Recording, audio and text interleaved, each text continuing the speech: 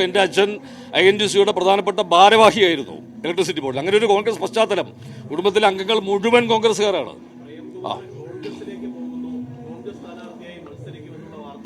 ഞാൻ ഒരിക്കലും എവിടെയും ഒരിടത്തും ഒരു കാലത്തും പോയിട്ടില്ല. ഞാനൊരു കോൺഗ്രസ് കുടുംബത്തിലെ അംഗമായിരുന്നു എന്നുള്ള സത്യമാണ്. എൻ്റെ അച്ഛൻ അദ്ദേഹം ഇലക്ട്രിസിറ്റി ബോർഡിൽ ഉദ്യോഗസ്ഥനായിരുന്നു. അദ്ദേഹം ഉമ്മൻചാണ്ടി സാറ് അവിടുത്തെ INTUC-യുടെ പ്രസിഡന്റായിരിക്കുമ്പോൾ എൻ്റെ അച്ഛൻ INTUC-യുടെ പ്രധാനപ്പെട്ട ഭാരവാഹിയായിരുന്നു ഇലക്ട്രിസിറ്റി ബോർഡിൽ. അങ്ങനെ ഒരു കോൺഗ്രസ് പശ്ചാത്തലം, കുടുംബത്തിലെ അംഗങ്ങൾ മുഴുവൻ കോൺഗ്രസ്സുകാരാണ്.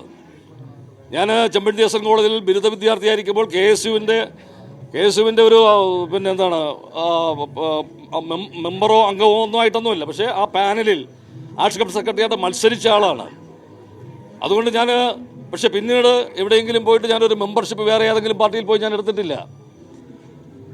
ഇപ്പോൾ CPM-ൻ്റെ ഒരു സഹയാത്രികനായിട്ടൊക്കെ നമ്മൾ പറയുമ്പോൾ തന്നെയും ഒരിക്കലും CPM-ൻ്റെ ഒരു മെമ്പറായിരുന്നില്ല ഞാൻ.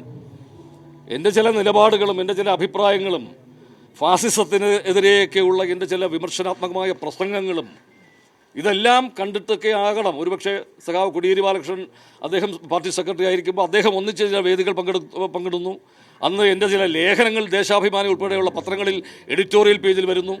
ഇന്ധന വില വർധനവിന് എതിരെ, കർഷക സമരത്തിന്, അങ്ങനെയുള്ള ലേഖനങ്ങൾ കാണുന്നു. അപ്പോൾ ഇങ്ങനെ ഉള്ള ഈ മേഖലയിൽ നിന്നൊരാൾ നമ്മുടെ ഓരോ ആശയങ്ങളോടുമായി യോജിച്ചു നിൽക്കുന്ന ആളെന്നൊക്കെ ഉള്ള ഒരു പരിഗണനയിലാകാം അദ്ദേഹം എന്നോട് ഈ ഒരു വൈസ് ചെയർമാൻ സ്ഥാനത്തേക്ക് വരണമെന്ന് ആവശ്യപ്പെടുന്നു.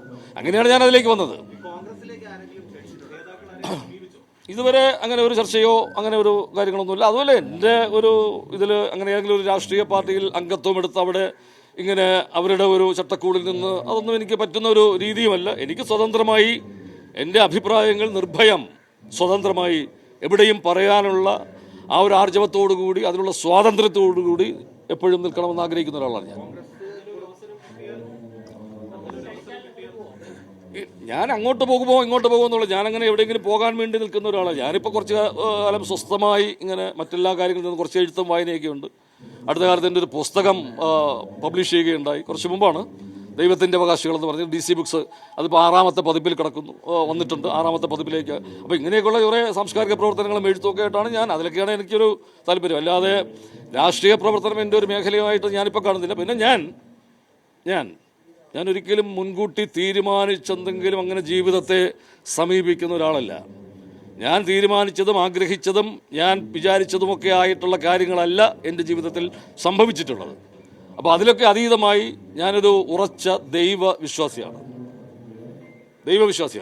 എൻ്റെ ദൈവസങ്കല്പം എന്ന് പറയുന്നത് ദൈവം സ്നേഹമാണ് എന്നതാണ്. അപ്പോൾ ദൈവവിശ്വാസി എന്നുള്ളതിലേക്ക് ദൈവനിശ്ചയപ്രകാരം, മുൻ നിശ്ചയിച്ച പ്രകാരം എൻ്റെ കാര്യങ്ങൾ ഇങ്ങനെ നടക്കുകയാണ്.